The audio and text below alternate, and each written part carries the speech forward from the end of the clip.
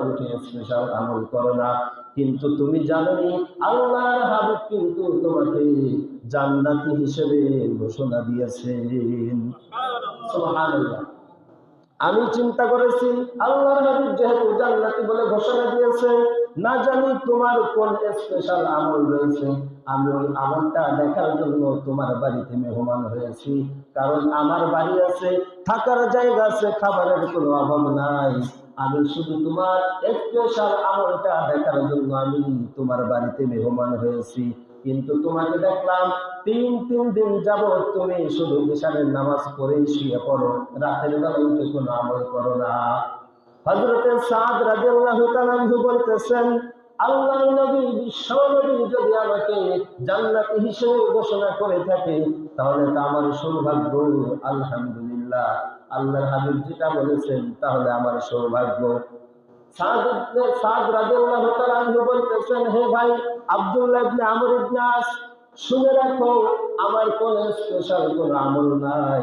তবে আমি যখন রাতের বেলা ঈশানের নামাজ পড়ে যখন ঘুমাতে যাই, সমস্ত মানুষকে আমি ক্ষমা করে দিয়ে ঘুমিয়ে পড়ি।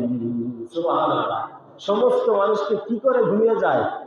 মাফ করে দেয়, শত্রু বন্ধু সবাইকে মাফ করে দেয়। যে মালিক, আজ হয়তো আমার শেষ রাত্র হতে পারে, যাদের সাথে আমার সম্পর্ক ভালো এবং যাদের সাথে শত্রুতা খারাপ সবাইকে আমি মাফ করে দিলাম।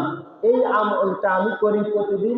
আল্লাহর হাবিব মনে হয় এই আমলের কারণে মনে হয় আমি আল্লাহর কাছে প্রিয় হয়ে গিয়েছি, যার কারণে আল্লাহর হাবিব আমাকে জান্নাতি হিসেবে ঘোষণা করেছেন। সুবহানাল্লাহ। তো অন্তরের মধ্যে নিফাকি মুক্ত থাকতে হবে। কি থাকতে হবে? বাড়ি আছে, থাকার জায়গা আছে, খাবারের কোনো অভাব নাই। আমি শুধু তোমার স্পেশাল আমলটা দেখার জন্য আমি তোমার বাড়িতে মেহমান হয়েছি। কিন্তু তোমাকে দেখলাম তিন দিন যাবত তুমি শুধু ঈশানের নামাজ পড়েই শুয়ে পড়ো, রাতের বেলা উঠে কোনো আমল করো না। হযরতে সাদ রাদিয়াল্লাহু তাআলা আনহু বলতেছেন, আল্লাহর নবী বিশ্ব নবী যদি আমাকে জান্নাতি হিসেবে ঘোষণা করে থাকে, তাহলে তা আমার সৌভাগ্য। আলহামদুলিল্লাহ, আল্লাহর হাবিব যেটা বলেছেন তাহলে আমার সৌভাগ্য। সাদ রাদিয়াল্লাহু তাআলা আনহু বলতেছেন, হে ভাই আব্দুল্লাহ ইবনে আমর ইবনে আস, শুনে রাখো আমার কোন স্পেশাল কোন আমল নাই। তবে আমি যখন রাতের বেলা ঈশানের নামাজ পড়ে যখন ঘুমাতে যাই, সমস্ত মানুষকে আমি ক্ষমা করে দিয়ে ঘুমিয়ে পড়ি।